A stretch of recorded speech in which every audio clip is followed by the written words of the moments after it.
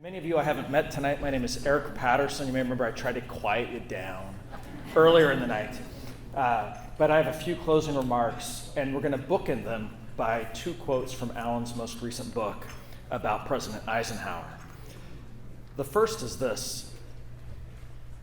I think that Alan, in writing this about Eisenhower, was really writing, or we recognize he wrote it about himself. This is the very end of the book. If there is any fitting image to understand a life, it is this. It is a background mingling of colors.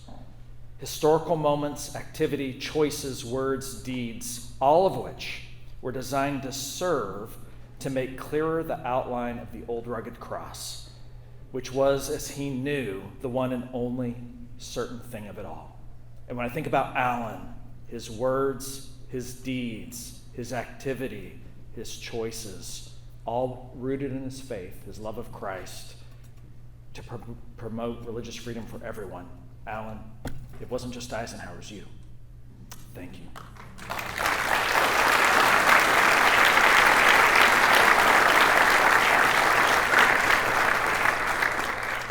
And you all heard Alan. He really inspired us with a call to action, that there's things for us to do and there's ways for us to respond to this call for action. And I'd like to challenge you with two of those tonight. The first one is one that Alan mentioned, and that is to pray. I think that sometimes in Washington we forget the spiritual power of prayer, but I can tell you, for those of us at the Religious Freedom Institute, we need your prayers. We have people working full-time on the ground in Iraq, in Lebanon, in London, and of course there's the work here in the United States. We have people traveling all the time to Indonesia today. We need wisdom. We need resources. We need to know what to do, what not to do. And so I ask you to join us in prayer on a regular basis for this work. The second is to give.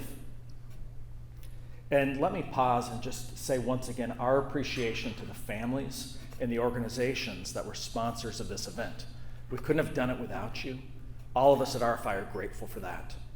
And frankly, those people showed us the way. I'm so grateful to them because they took a first step as partners in ministry with us by supporting this event and by inviting all the rest of us. And so I just ask you to consider prayerfully how you would respond to that first step that they took. Would you accept the challenge that perhaps the person who sponsored your table gave as they gave to RFI? And in the days ahead, prayerfully consider how and when to give to RFI. By the way, we'd love to make that easy. If you look on the back of your program, there's one of those cool QR codes that you learned how to use during COVID. It takes you straight to a very useful website. You can also visit the Religious Freedom Institute website. You could send something to that address that's on the back of the program. The program's key. Take it home.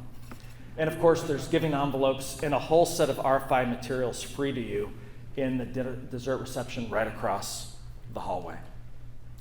Well, let me leave you with a charge from Alan. This is straight from his book. This is what he said about Eisenhower, but I think it's something that we should be aspiring to. He said this: Eisenhower's faith was more than mere platitudes or vague beliefs that religion was good for society. His faith compelled him to stand against injustice, to change people's hearts, while also seeking to secure peace. Help me as we close tonight. Thank Alan Sears one more time.